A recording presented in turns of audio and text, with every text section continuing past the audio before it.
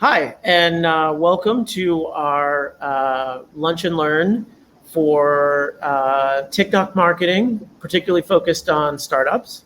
I'm Charlie O'Donnell from Brooklyn Bridge Ventures, and I have a special guest here with me, Nikki from TikTok. Nikki, do you want to just give us a little bit of an intro on what you do at the company? Yeah, absolutely. Charlie, thank you for having me.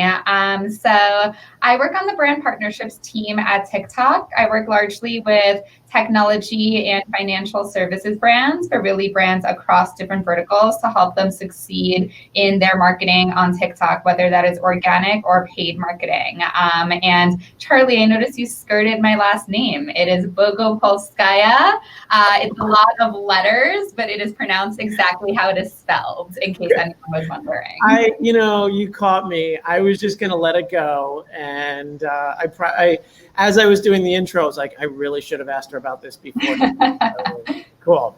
So I'm sure that's not the first time you run into that. It's been Nikki Bogo for most of my career. So we can stick with that if it's easier. Cool. I did notice some people on LinkedIn who commented about this event thought it was very cool and were calling you Bogo. So that's for the insiders. maybe by the end of this panel we'll get there. Absolutely. Cool. So just to give a little overview, basically what we're going to focus on today is marketing on the platform and interacting with creators and influencers and all that. And we're going to sort of keep our focus there. Unfortunately, our other guest had a little technical phone issue. So Nikki and I are going to do our best to kind of, pick up a slack here. But, being at TikTok, you've got a really kind of bird's eye view about what's going on across the platform. So just to kind of kick it off, a lot of people are looking at this platform that's been around for a couple of years, but really, and certainly in the US and among the last 5 or 6 months, I think, in quarantine, while we're all looking for sort of digital entertainment, a lot of consumers are discovering TikTok or really diving into it, kind of for the first time. And marketers that are used to doing marketing on other social platforms are now being handed this platform, probably by a lot of people who just think, oh, you know how to do social, so obviously here's another place to post, thinking that it's kind of the same. Just at a high level, could you give us a little bit of an overview of some of the differences and just like a little perspective on how approaching TikTok as a social platform might be different than what they're used to, Facebook, Instagram, Twitter, and other types of platforms? Yeah, absolutely. So you're right in that we have seen a lot of growth across both our users and our brand partners over the past few months, and especially in quarantine. And one of the reasons for that is really our mission is to inspire creativity and to bring joy. And I think that's one of the reasons that we've had so many users, creators, brands, et cetera, come to us in the past few months. So keeping that mission of inspiring creativity and bringing joy in mind whenever you're creating any content for the platform, organic and paid, is really key to success. So the best way to succeed on TikTok is to start using TikTok. The experience on TikTok is different for every single person. So we are really focused around our For You page. And if you use TikTok, you know exactly what that is. That is a highly curated feed of videos that are curated to your specific interests. So mine is Australian Shepherds, it's cooking, it's female comics. Charlie's might be, what is yours, Charlie? Are you using the For You feed? Yeah, so mine's kind of all over the place. There's a couple of, it definitely seems to have figured out my humor tastes. So if there's like, little kids accidentally getting bopped off the head with soccer balls and falling over, and then the mom saying they're totally okay after, like that's a real, like that always gets a like from me. A lot of dogs, some sports stuff, and a couple of like particular comedians. But and there's also a couple of people that I followed. So when they pop up, there's one creator who talks in front of a green screen about different animals in the animal kingdom and how some of them are like super wild or scary or dangerous to people or whatever. And he's just got this like really great deadpan delivery. And I think I probably liked every video that he's posted. That's amazing. I've never seen that, but I would like to. But anyway, that just goes to say that the TikTok experience is unique to every single person who's using it, and it's very, very creative. So the way that it's different from other social platforms is I think that it really embraces quirk and fun and creativity more than any other channel out there. We just released a new mission statement with our TikTok for Business platform, which is don't make ads, make TikToks. And what that means is make your content as authentic and engaging and native to the platform as possible. I mean, we certainly have some examples of brands using highly produced videos on the platform, but a lot of what does the best is content that just looks like other content on TikTok. So content that leans into UGC, content that doesn't feel overly polished, content that expresses emotion and expresses your values as a brand. So my number one piece of advice would be before you create anything for your brand, make a TikTok, start looking at what you're seeing in your For You page, start looking at what is going viral. And then when you start creating content of your own, really be authentic, lean into your brand values, lean into your voice. Don't be afraid to have fun. There's no idea that is too big or too silly or too emotional, and really lean into this idea of making TikToks rather than just ads. So one thing I've noticed, there are a couple of particular design and user experience features and functions on the platform that make the interaction different than other platforms. So for example, there's been a lot made of how Facebook optimizes for things that resonate emotionally, and emotions are not always good. And sometimes there are things that get you angry or heated or whatever. And there's this thing that I think happens in other platforms. So first of all, you're connected to a social network, and most of your experience in some of these other platforms is based around who you follow and who follows you, and what some of the content resonates strongly with that audience, but not necessarily positively, but just strongly.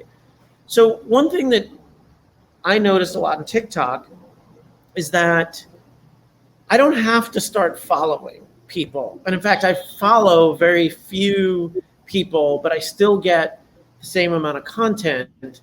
So it's not just about my audience, and it's also not about trying to get followers, at least like, I mean, obviously for some creators, like having a big following is really important. But as an individual user, I don't feel motivated to do things that would get me a lot of followers, maybe because of that. And I find myself liking and engaging with the things that I think my reaction to them is like, oh yeah, that's pretty good. Or like a lot of effort went into that. And so I find that I tend to like things and engage with things more positively.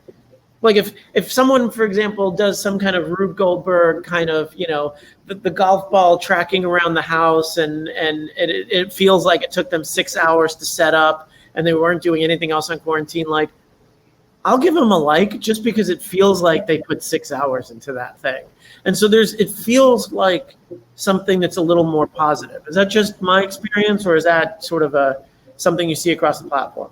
Yeah, no, that's a really good observation, and it definitely is something that you see across the platform. So the big difference between us and social networks, if you will, is that we really democratize influence. So our goal is for anyone to be able to be discovered on TikTok.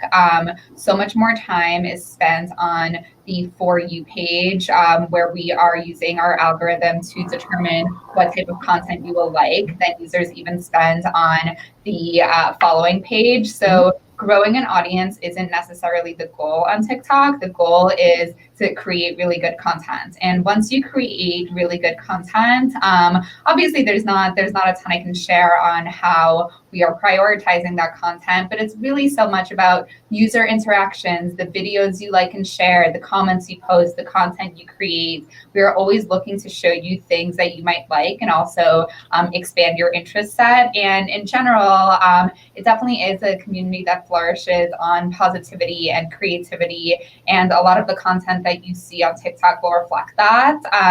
Something interesting too is when you look at some of the comments on TikTok, they're so positive, they're so encouraging. A lot of our community is saying, congratulations on creating your first TikTok, or thank you for sharing this vulnerable moment. So we definitely lean into that mission of positivity and joy with all of our content, and it's great to see that you've had that experience with us. Yeah, and in fact, and you delineated between the two. I would agree.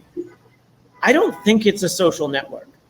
I mean, it has that you can follow and be followed or whatever, but the experience of it does not ring like a social network. It doesn't feel like a social network. It feels like a place about content discovery. I mean, in some ways, it almost feels, I know YouTube, it's all about finding subscribers, but there are YouTube videos that go viral despite somebody's individual lack of subscribers.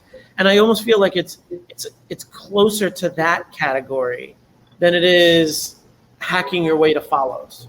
Yeah, absolutely. I mean, we consider ourselves the next frontier of entertainment rather than a social network. So yes, there's a social element to this frontier of entertainment. And yes, it is mobile first. And yes, it is personalized and you can share it. But we consider ourselves an entertainment platform and not a social network. Gotcha. So originally when TikTok first came out, at least the perception was that it was a much younger audience. It was the kind of thing that made me at 41 feel a little bit older. I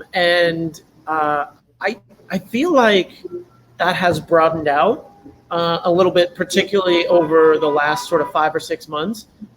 Can you give us a sense of what the audience looks like, especially now, and how it's maybe changed over the course of the last year, maybe even relative to other platforms in the US? Yeah, absolutely. So we can't disclose our audience numbers publicly, but I can share a few things there. The first is that with any new platform, any new medium of entertainment or technology or a social network even, it is often a young audience that adopts it first. So we definitely saw that when we initially launched TikTok, and we definitely saw a young audience. Absolutely, over the past 4 to 5 months, even over the past 8 months of 2020, we've seen a massive growth in the millennial audience, in the Gen X audience. We've seen a lot of parents get on TikTok, whether it is parents of young children creating videos, with their baby or toddler, or parents of the teenage audience that made us so popular in the first place. But we can now very safely say that no matter who your target audience is, it Gen Z, is it millennials, is it older parents, you can reach them on TikTok. So while we can't share those audience numbers publicly, what I can share is, as an advertiser, you're able to target different audience groups, and you're able to see huge amounts of scale, whether you're targeting 13 through 17 or 18 through 24 or 24 through 35 or even 44 plus, because we've seen so many families getting on TikTok, and we've seen that audience really get a lot older. And I think part of that comes from a lot of the content, especially in a quarantine period, is made engaging other members across demographics. I mean, there's an interesting stat. I think it's something like 60 plus percent of, or maybe 2/3 of U.S. households are multi-generational. And so if you've got a creator in the household, it's not going to be long before other people get awareness of what TikTok is and maybe even sort of, join themselves, which I think is maybe even a uniquely US thing. I mean, for example, I was going over some like pandemic numbers and like in Sweden, 60% of people live alone. And so by the nature of like being in the US, you're probably going to get exposed to more multi-generational families and all of that sort of stuff. Yeah, absolutely. And something else that has happened is as our demographic has shifted, the type of content on TikTok has evolved, and it's thus continued to attract people of a different demographic, right? So it's kind of a flywheel. So as we've started to get an older audience, those people have leaned into creating content about, cooking or home renovations or education. And as TikTok has become a destination where you get incredible content on how to renovate your home or how to make a 10-minute stew, or even, people don't think of TikTok for this, but it's an amazing place to start getting personal finance tips and things of that nature. So as we start getting more of that content, people who may not have used TikTok in the past will see it in other, see it mentioned in articles or see it shared on Twitter, and they'll think, hey, I didn't realize TikTok was a place I could go to learn how to renovate my home or to get parenting tips or to get travel advice. And then they'll download TikTok and start using it. So it's really cool because the diversity of our audience starts fueling the diversity of different types of content. And then we end up being a place where you have something for everyone. So we got a question in the comments about different types of companies. It seems like some of the earlier brands and engagement is coming from CPG, consumer brands, people who are selling directly into sometimes some of these younger audiences. Even though you have seen a broadening in some of the demographics,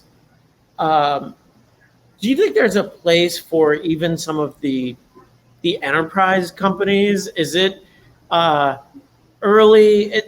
I guess the question is like, is it for a lack of the audience, or is it for a lack of the creativity of enterprise companies that maybe they just haven't figured out some way to both be entertaining and sell SaaS software at the same time, and that's the only limiting factor? What would you say to enterprise companies? Yeah, definitely. So you're right in that CPG and dining were really quick to embrace the platform. If you were a CPG food brand or a CPG beauty brand, those types of brands started using TikTok a long time ago, probably before I started using TikTok. Dining also started using TikTok a long time ago. So Chipotle started running campaigns with us probably 2 years ago, and they still are. But we absolutely are seeing verticals that you wouldn't necessarily expect flourish on TikTok. So we're seeing financial services brands go in and be able to use TikTok for success, whether they are running in-feed video, more lower funnel programs, or whether they're running upper funnel, big brand awareness programs.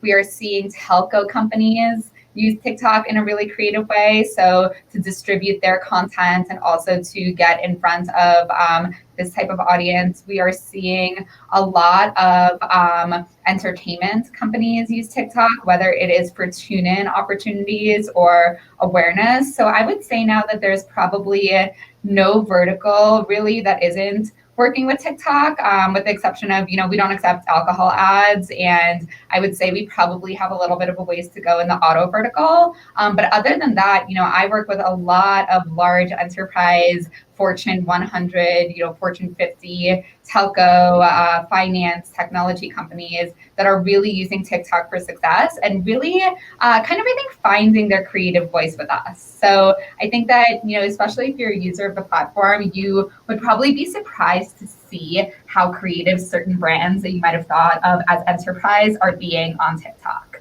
Another thing to note is especially with the pandemic, we have branched into longer form content. So now we're starting to see things like concerts being broadcasted live on TikTok. We are starting to do some longer form sports content. We have a partnership with Amazon Fire where we have exclusive content that you can unlock in that app that is specifically longer form content. So a lot of these more enterprise brands who may have relied on a lot of sports and entertainment partnerships in the past are coming to platforms like TikTok in order to do those sponsorships, just because, you know, sports aren't being played live anymore, but they are being broadcasted in arenas like this. We did actually this past Friday a concert with The Weeknd that was like an interactive concert experience where The Weeknd's avatar played some of his most popular songs, and users were able to actually kind of choose their own adventure and tell him what to do next. So those aren't available for brand sponsorship yet, but those are the kind of things that we're building for brands to be able to sponsor on the platform, which is really cool.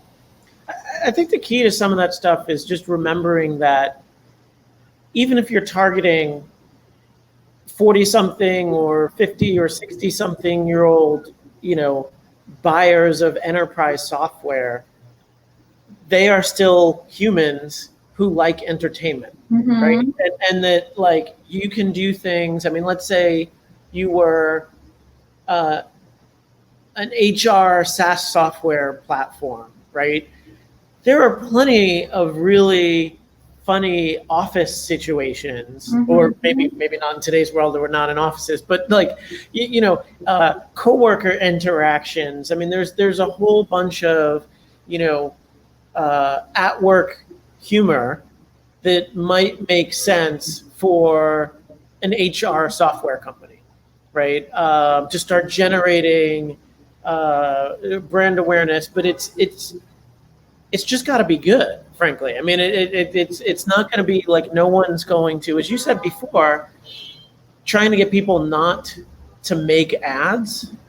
Like, no one's going to engage with something that feels like an ad. And if the best creative you can do is telling people about your features, it's not going to get a lot of play. Yeah, absolutely. And, you know, on that note, I can give an example. So if anyone listens to the Planet Money podcast, it's an economics podcast. And the podcast version of Planet Money, it definitely has personality and it has a little humor, but it's pretty straightforward economic concepts. So Planet Money launched a TikTok page a couple of months ago, and now they've got over 1 million likes, about 200,000 followers, because they've totally adapted their format of teaching economics to the TikTok format and the TikTok audience. So they have these 60-second clips on TikTok where they're explaining really complex economic subjects, where they're explaining things like, you know, the labor leisure model and how supply and demand is affected in a pandemic, but they're doing it in this way that's native to TikTok, that uses voice, that uses audio, that uses our text overlay features, that uses first person narratives, that hops on different trends on the platform. And they're really getting so much growth and so much engagement because what they've done is they've taken their tenets of their brands, which are teaching the layman about economics, and they've adapted it from the podcast audience to this TikTok audience, which is younger, which is looking for something more entertaining. And they've done such an incredible job at it. So, you know, looking at a content provider like that who has totally flipped their messaging on their head for TikTok and seen so much success, you see no reason why, like you said, an enterprise brand couldn't go in and dub clips of The Office or things like that. There really is an opportunity for everyone. Yeah, and I think the key to that content too is not just reformatting the content and not just saying, okay, well, I had a 2-minute explainer on how ETFs work. Let's just edit it down to a minute. That's not going to work. That's, you know, I think there's a bar of making sure you are entertaining and inspiring at a certain level throughout the duration. Like, it's got to be like, if you're asking for a minute of somebody's time on TikTok, it's got to be good the whole way, which is a pretty high bar, actually, and requires a little more thought than subscribing to somebody on YouTube is almost in some ways like a mini podcast where you're like, okay, if I glean 2 or 3 interesting things from this, 3-minute video, like that's great. But the first 30 seconds might be kind of boring, and I'm okay with that on a YouTube video, whereas I'm not okay with that on a TikTok. Yeah, absolutely. I think, one of the reasons that TikTok has seen so much engagement is because we really are a brand new format. So we are full screen video sound on, which means that while you're watching a TikTok, like you can't do anything else on your phone. There's no way to, and you're probably not doing anything else on whatever other screen you're using as well. So we command. It's kind of a ask from the consumer. It is. It's a big ask, and that's why creating content that is engaging from the get-go is really important. So we sort of have 3 main guidelines for creating content, whether it's organic and paid. The first is use sound. So obviously music is super important to our platform, but you don't have to use music as long as you're using some sort of sound. It can be a voiceover, it can be, a sound that you've created specifically, but definitely have that sound on, because on no other platform do you have the sound automatically on. The second is be engaging. So that usually means fun, that usually means creative, but engaging in any way, like you can definitely play on another emotion with engagement. And the third is be participatory. So all of the TikTok videos that have sort of seen the most success, whether it is organic content from creators or organic content for brands or branded content, they're asking the user to do something, right? They're asking the user to share their experience or to participate in a challenge or to say something in the comments. So if you keep those 3 things in mind of kind of use the sound, be engaging, and participate in something, you are set up to create content that deserves the user's full attention. Gotcha. So you mentioned a little bit about paid, and the idea that there were some aspects of the platform that you're testing out with certain brands. Can you give us a sense of the advertising tools on the platform and just kind of where they are in their where they are in their maturity? Let's just start there. Like, what's available from sort of a paid perspective? Yeah, absolutely. So in July, we launched our TikTok self-serve ads platform, which means that anybody who sets up a business account and follows our content guidelines is able to run ads. So that is huge for us.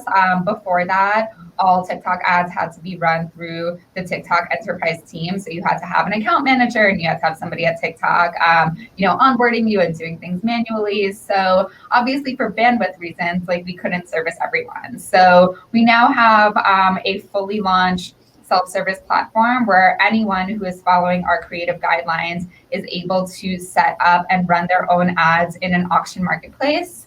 So this is the second price auction. It runs similarly to other social auctions. So if you're somebody who's familiar to using the Facebook auction marketplace, for example, it will be an experience that you find really native and easy to follow. So any brand, even a brand starting out with a pretty low advertising budget and very, very concrete direct response goals, can go on our TikTok for Business page, and I can throw that in the chat so you guys all have it, and you can sign up for an account, and as long as your content meets our guidelines, you're able to set up ads and optimize them to any goal. So it can be reach, it can be conversion, it can be app downloads. It's a really good way to get started with TikTok and to kind of see what content you create resonates and what our audience is liking. So I would say that's definitely how we recommend most brands dip their toe in the water with TikTok.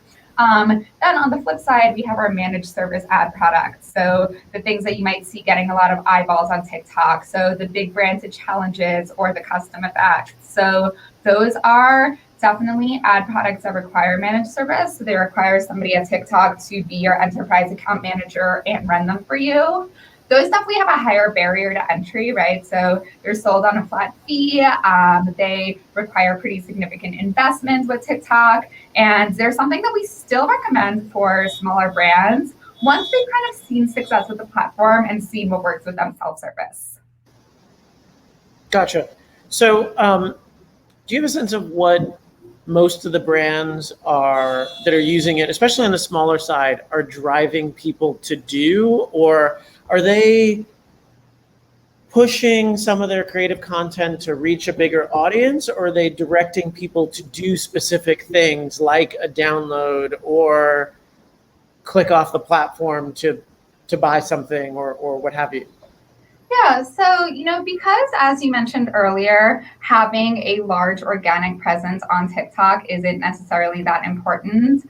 On other platforms, a lot of the things that we see brands doing initially are trying to drive audience growth, so trying to drive new followers.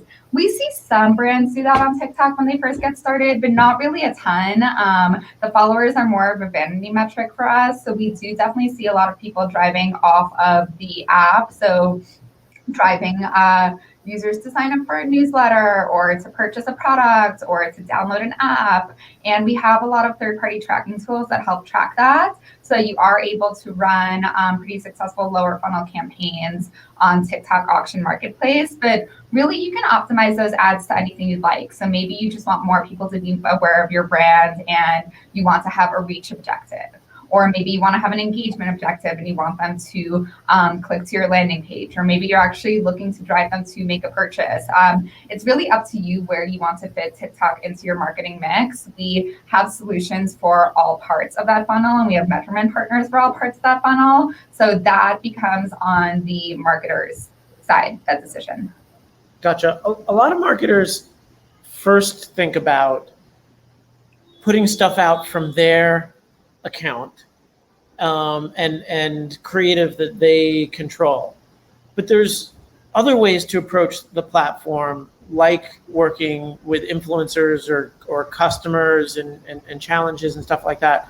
Can you tell us about the difference between, like, when somebody first goes onto this platform, do you recommend, or just explain the difference between the two of how somebody approaches we're going to create a video and try and get a bunch of views versus we're going to go find others that are creative, interesting stuff and try and work with them? The sort of difference between, brand content and influencer driven stuff. Yeah, absolutely. So definitely we've had advertisers see success with both. Something that we recommend definitely is getting on TikTok and getting familiar with the content and perhaps starting to create some organic content first, right? See what resonates, see what ends up getting the most views, see what ends up getting the most engagement so that you have an idea of what your audience is looking for from you. So we have a lot of great organic content best practices around finding your voice and finding your audience and figuring out what works for you there. A lot of what we've seen brands do is once they've figured out their organic content presence a little bit, their first foray into paid is actually taking one of those organic assets that worked super well for them and amplifying it. So putting paid media behind an asset that they had originally had work organically. That's a really great tactic because you already know that there's something about this asset that drove it to be successful. And once you put it into the paid marketplace, you're able to put a call to action on it. You're able to overlay text on it. You're able to do things that make it serve as more of an ad. So that's definitely one way to approach your first foray into TikTok marketing. The other thing that is very popular and very successful is leaning into our creators. So we have a creator marketplace. The goal of our creator marketplace is to give more opportunities to our creators and more opportunities to brands to learn from creators. So you can actually apply for an invite to the creator marketplace. It's completely free. It lets you go on and actually look at trending creators and what kind of content they are making and to contact them directly. If you're running a managed service campaign with TikTok, so like for example, if you are a large enterprise partner, we can do all of that for you. But as a startup, you absolutely can do a lot of that yourself. Like, you don't have to go through TikTok to work with our creators. We don't take a cut of that. Our goal is to really empower our creators to make money off of using our platform. So in addition to that creator marketplace, we also just launched a $1 billion US creator fund that we're distributing over the next 3 years in order to empower these creators to make content on TikTok. So I would recommend a mix of those two strategies. Start with organic, see what works best for you, start putting paid media behind the organic content that works best with you, with the CTA, of course, and lean into our creators on our creator marketplace. The thing to keep in mind with TikTok creators is really the same exact thing to keep in mind with TikTok advertising in general, which is don't make ads, make TikToks. A video of somebody holding your product and being like, I love this face lotion, this is my favorite face lotion, isn't going to work. You really need to make sure that you channel the authenticity of these creators' channels and you let them have a lot of direction over how they're using your product. But absolutely, we recommend everyone lean into creators. Now, when you talk about finding what works for your audience, when I first go on, I don't necessarily have an audience, but there are some ways to figure out where my audience might be.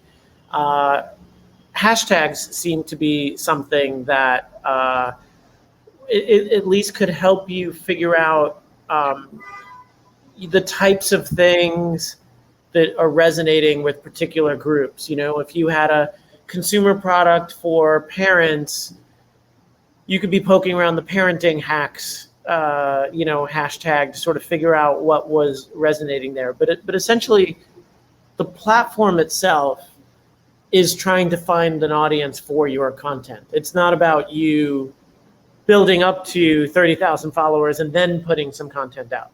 Yeah, and on that note, once you start using our auction marketplace, what you'll notice is it's not that targeted. You can't go in and say, I am trying to reach female teenagers who are vegan, who live in Los Angeles and enjoy going to Equinox.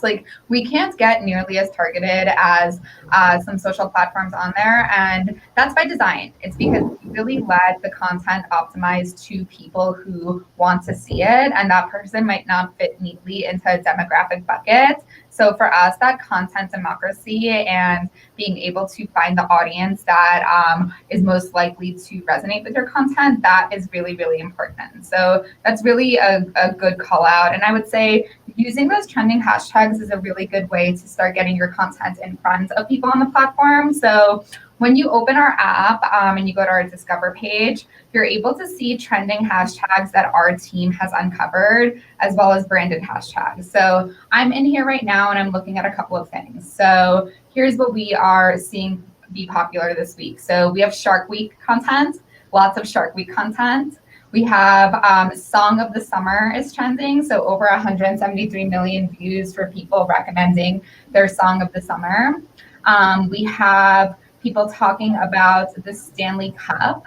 And then we have a couple of things that are branded hashtags that are trending with the organic hashtags. So we have a promotion from MAC Cosmetics called Mood Flip. And this is right in between things like Shark Week and Song of the Summer, so that the messages that brands are putting out are really sandwiched in an organic way right between the content that is trending. So we definitely recommend going into the app, seeing what's trending, seeing what hashtags are adjacent. So maybe if you are looking to reach sports fans, you click into this Stanley Cup hashtag and you don't only look at Stanley Cup content, but you look at what other hashtags are these people using? What other things might they be interested in? And you start figuring out content adjacency like that, and it really helps you hone in on your target audience.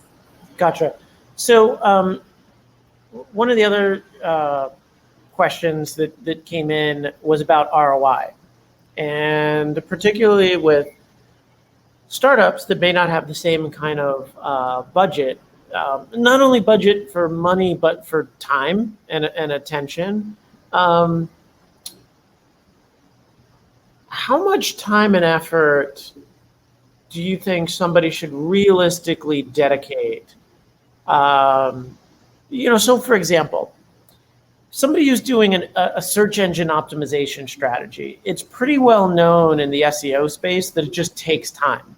That you're going to put out content over time, that you'll learn incrementally which things start to get search results, where to lean in. But, if you're doing an SEO strategy, you're really kind of signing up for like a 6 to 12 month kind of really like it's not the kind of thing where you put something out there and a week later it starts to see results, and if it doesn't, you pull back from the whole thing. How should marketers think about TikTok related to time and effort? Is it, obviously if posts don't pop right away, they probably don't get late life, but it probably takes some time to figure out your creative voice on the platform. How long should people keep going? Yeah, so I'm going to give you answers that I realize are a little bit contradictory, but bear with me. Okay. The first is you've got to do the work. So like SEO, like any other platform, you've got to do the work. So if you just want to repurpose content that you have created for other platforms on TikTok, it won't necessarily not perform, but it won't perform as well as it could. So there are other channels where you might have created vertical in-feed video. And yes, it's absolutely an option to just take that same exact vertical in-feed video and pop it into TikTok. And you might see some results. Those are not going to be the best results that you could see. The best results that you could see are going to be if you actually do the work and dedicate some time into figuring out what is trending on TikTok, what do people like, what are people looking for, how can you actually build a content strategy for this channel. That being said, we find that often brands don't get started with TikTok quickly enough because they're overthinking it. So yes, you have to do the work, but at the same time, if you have some insights on what is resonating on other social channels, if you have used the platform for a little bit, you can kind of get started. So one of our core values internally is you don't have to be perfect. And we applied that to our content creation in general. So the content does require work. It does require insight and strategy, but it doesn't need to be perfect. So we aren't looking necessarily for content that is highly produced or content that is very scripted. Once you figure out a little bit of what your strategy is going to be, what we recommend is just get started. Don't overthink it. Our platform will do its part in democratizing good content. We also have developed a suite of tools that make it a lot easier for you. So we have 4 creative tools in our ads manager. We have video templates that you can go ahead and use in order to create your first videos if you're not used to filming video assets. We have Smart Video, which can take a bunch of your stills and kind of turn them into a GIF almost, a GIF that plays like a vertical video. We have Smart Video Soundtracks, so ways to overlay music that has already been approved to be licensed onto your videos. And we have the TikTok Ad Studio app that lets you play with our different effects and really put in things like the green screen or text overlay or whatnot. So, I said that this answer would be slightly contradictory, and I think it is, in that you do have to put in some effort. You can't just repurpose the assets that you have on other social platforms because they might work a little bit, but they won't work as well as if you give this a strategy. But we have provided brands with a suite of tools to make it as easy as possible. And there also really isn't messing up on TikTok, right? Like if you create a video and it doesn't end up seeing that many views and it doesn't end up generating that much initial interest, just create another one, right? Like learn from what is trending, learn from what you didn't do before. So hopefully that helps. Yeah, and it almost feels like you want, like, thoughtful is better than perfect. Absolutely. Like, you could spend a lot of time on production value, or you could just spend a little time sort of more at the top of the creative funnel and sitting around your team and going, like, what's really funny, or what's really inspiring, or what's really heartwarming, or let's come up with our best idea and then just go with it, and maybe we don't have to spend $50,000 on the production of the video, but it's worth making sure that like we think this idea is good. So honestly, I would say don't spend a lot of time on production in the beginning. I mean, once you start running paid, you might want to spend some time and money on the production. We definitely see some brands doing that. And then we see some brands totally just running UGC for their paid strategy, but absolutely don't spend a lot of time on production from the beginning. We don't need your content to be perfect, especially now, you know, even outside of TikTok, we're seeing so many brands lean into UGC and so many brands film commercials on Zoom and kind of show a little bit more of the behind the scenes. I think production matters less than ever for all digital platforms and for TikTok especially. Another thing that we've done to make sure that brands aren't afraid to get started, particularly small brands, is we've launched a $100 million program called the TikTok Back to Business program. So for SMBs in particular, we are providing $100 million in TikTok ad credits to start running. So if you go to the TikTok for Business landing page, and let me pull it up, you can actually apply for this ad credit grant and get anywhere between $300 and a couple $1,000s in ad credits. And that lets you just kind of get started, right? Like we want to remove all of the barriers to entry to just getting started on our platform, because we often find that just getting started is the hardest part, like it is for many things in life. Just so I understand, you talked about a bunch of brand tools. Are these tools that are only available to brands doing stuff on the paid side? Or is there like, where do people find these brand tools? Yeah, so I can link to some of these. So for the editing tools that I mentioned, those are only available for your paid ads. So turning your stills into videos, etc. But we also, if you've ever created content on TikTok, I think a lot of people are intimidated by creating content on TikTok because they think it's going to be really hard. It is very, very easy. So as a consumer, as a creator, as a brand, we have made it as easy as possible to actually start creating content on TikTok. So we've got a library of effects you can use. We've got a library of music you can use. We've got a lot of text that you can overlay, etc. So there are a lot of tools available for everyone creating organic content, whether it's you or a brand. Gotcha. And is there a minimum budget that people should realistically consider if they're thinking about doing paid strategy that like at this point in the platform like just makes sense on a monthly basis? So it really depends on your goals. If your goals are just reach, you can start pretty small. I mean, I would say you can probably start spending, call it $100 a day and see what happens. Obviously, if your goals are to drive people further down the funnel, you want to spend a little more so you can learn who are we going to show the ads to, who's going to engage, who's going to actually convert. Mm-hmm. So like any other platform, the more lower funnel your goals, the more we recommend you spending. But I do not have this number off the top of my head. The minimum for self-service is really low. I think it's like $50 a day, maybe. So there's not a big barrier to entry to just getting started. Gotcha. Cool. I want to make sure I've got all my questions. And I sent you guys the link in the chat to the TikTok Back to Business program. Can everyone see that? Yes. Cool. What are some things that you have seen that to avoid or pitfalls? I mean, we talked about making stuff that's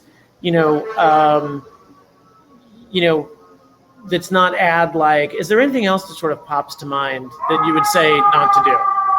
Yeah. So the thing we would say not to do is, for creator partnerships, make sure that you're letting them use their voice. Make sure you're letting them create content that is organic to the type of content they usually create. Like if they're a comedian, they're probably going to make something funny with your product. If they're an athlete, they're probably going to use it in a demonstration of their athletic skills. So really make sure that if you're using creators, their branded content for you is looks like their organic content. Other than that, I think we already talked about this. We find for the most part, if you overly produce your content, if you have, tier A celebrities and a lot of glitz and glamour in your content, for the most part, that's not what users are looking for here. They're looking for people like them using their product. So while celebrity endorsements have been incredibly popular on other channels, we actually encourage people to lean into,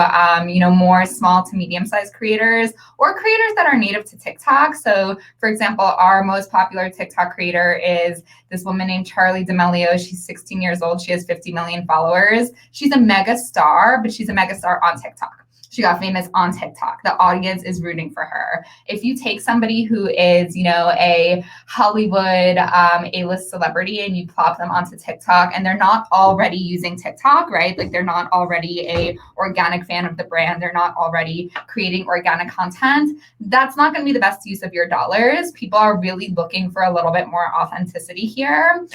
So with everything, leaning into authenticity, leaning into joy, leaning into native content, leaning into giving people something entertaining, that's where you're going to find success. If you're looking for something really perfect and really polished, for the most part, that's not what users want from the platform. You can find that elsewhere. Gotcha. Somebody asked specifically about the ad credit grant. Who is that available for, and how does somebody look into that? Yeah, so if you guys go to the link that I sent you and you click Get Started, there's actually you can scroll down and click Get Credit. So there are criteria that you have to meet on the SMB side. So I think you have to have, it's either a revenue cap or an employee cap. So you have to look at the ad. But other than that, you can apply for the ad credit directly on the website. And if you meet the criteria, you'll be able to get it directly through the website and start running your ads. And the thing to keep in mind there is that is through the rest of the year only. So that ad credit has to be used by December 31st, 2020. So definitely, if you guys want to apply for that, just go to the link I sent you and click Get Credit and start going through that sign up process where you'll see all of the criteria. Gotcha. Cool. And last question that I have for you. It seems to be a fairly new marketplace in terms of the agency world, and even when you search on LinkedIn for TikTok and marketers or agency or whatever, it doesn't seem like it's nearly as deep. And so, and any guidance on, if I'm thinking about working with somebody on the outside, like who I should look at, not any specific recommendations, but how do I even vet kind of who's out there? Yeah, so it's an interesting question because actually, our clients are everything from brands directly to media buying agencies to social agencies to influencer agencies.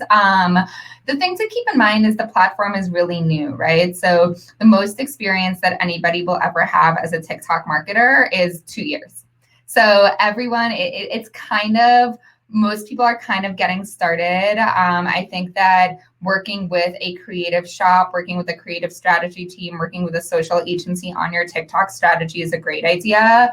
We also see a lot of success in working with influencer agencies just because they've gotten to know creators and what works for them on other platforms, and they're very quickly learning the ins and outs and trends of TikTok from creators that are on TikTok.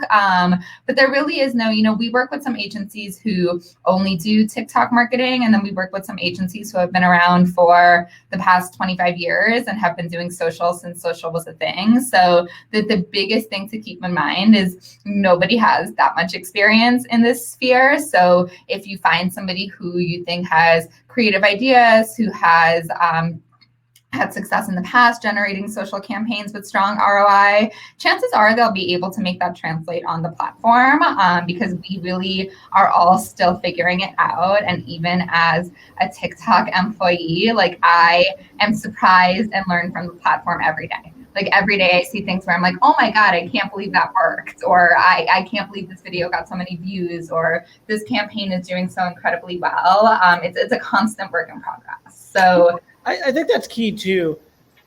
The two biggest things if you're going to be working with influencers is there's a certain way of interacting with influencers appropriately and giving them that space that I think, to your point, that somebody who has run an influencer agency, even across other platforms, if they just have successfully dealt with influencers, they're going to be a step ahead of that game because, you know, they're humans who are creating a business out of the creativity, and regardless of the platform, they probably tend to, you know, interact very similarly in terms of wanting that creative space and working with brands they care about. The other thing I would even say too is just, can this agency produce something that you find that resonates with your brand? mm-hmm.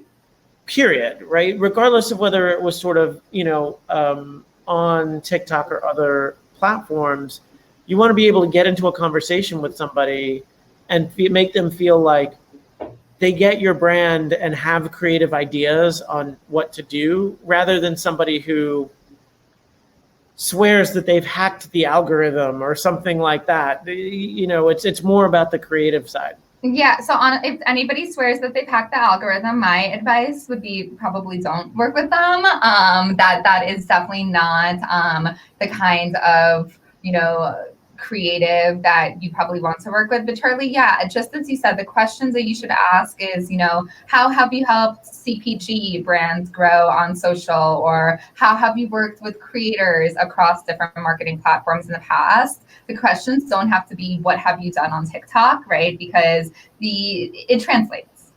Right. And I think the last comment I would make about that too, and in general from any kind of hire, I think you always want to hire people on marketing who have essentially punched above their weight. If you hired the person who ran TikTok for X mega brand, there's going to be some amount of following and access to agencies and access to creative that those brands are going to have that's going to be able to get them at least above water. Mm-hmm. But given how much maybe money they put into it, whatever, maybe those brands are actually underperforming. Whereas if you find, you know, some little retail shop somewhere in, you know, Sheboygan or wherever, and that shop has been able to produce videos that like consistently get 10,000 or 20,000 views or whatever, that's a lot for what that shop is working with. And so like I would almost lean into somebody who's doing above what you would imagine for where they came from, versus somebody who's like, oh, you know, this person led TikTok strategy at IPG or some, you know, kind of bigger brand. Yeah, I think a big part of it is like look for people or agencies who are dialed into the cultural zeitgeist. Look for people or agencies who are really good storytellers and who aren't afraid to push the envelope and who produce surprising and emotional and thought-provoking content. Beyond that, exactly as you said, like if they led strategy for TikTok for another brand, that doesn't really matter.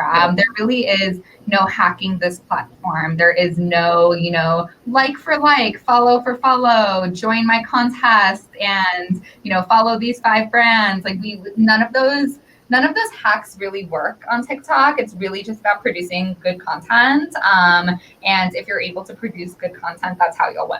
Right, the zeitgeist is important. I didn't even know it was Shark Week, so I would definitely not be the right agency person to hire for this. But I have learned so much from TikTok, so many things that I didn't know. I've also learned that like basically every meme is born here, and then by the time you hear about it, like TikTok has moved on to something else. So it's definitely, as marketers, I'd encourage all of you, even if you're not creating any branded content yet, Download TikTok just to kind of see how things are born. Like right now, we have this song that was in a Russian cereal commercial that has gone completely viral on TikTok, and it's totally nonsensical. Like the words are not in Russian or English; they're kind of this gibberish, and it's seen billions of views. And it's just something that has become a big trend in the TikTok community. So it's such a huge part of the zeitgeist, and I think that's what makes working with and for TikTok so fun. Gotcha. Cool. Well, listen, I really appreciate all the time that you spend with us today. And at what stage, last thing, should people reach out to the TikTok team that it's reasonable to say, oh, okay, I'm a sort of, Series A, Series B, like at what size company and effort does it make sense for people to, find you and reach out to you or other members of the team? Yeah, so I would say, when you're first getting started with TikTok and getting started with organic content, do that on your own, figure out what works for you. We unfortunately don't even have the internal bandwidth to advise brands on their organic content strategy unless we do have an enterprise team that works with Fortune 100, Fortune 500 brands. Outside of that, work with your social media person, work with your content person, your social agency to figure out your strategy there. Once you've cracked social organic a little bit and you want to start working on your paid strategy, typically, and this isn't a hard and fast rule, but we look at advertisers, once you start spending around $20,000 a month, we will probably assign you a TikTok managed service rep. Right. Again, you might be spending less, but you're a high growth brand. You might be spending more, but your strategy is set it or forget it. But that's right around when we might look into saying, hey, we think you need white glove managed service on this. I can provide you guys with an email address to reach out to at TikTok if you guys have any questions. But again, we are lucky that we're at the place where demand is kind of exceeding supply for us. So we won't be able to get to every single question, but we'd love to help where we can. We also have launched a learning center on our TikTok for Business site that should be able to answer so many of your questions. So we have webinars that are happening weekly where you're able to look at best practices with auctions, case studies of what other brands have done. We have people, if you go on our newsroom, we have a lot of updates on our products, etc. So there are a lot of self-service options for you to get started with, and we would recommend that. Cool. And what was the email that? I will drop it in the chat if I can find it in the next 30 seconds. If not, Charlie, I'll follow up with it. Okay. It's just my alias. Okay, great. Well, listen, thanks so much for the time. And should we follow you as a TikTok creator, or are you recommended on the platform? So I would recommend following me on LinkedIn for TikTok updates. You will always get updates from me on case studies, best practices, product partnerships, etc.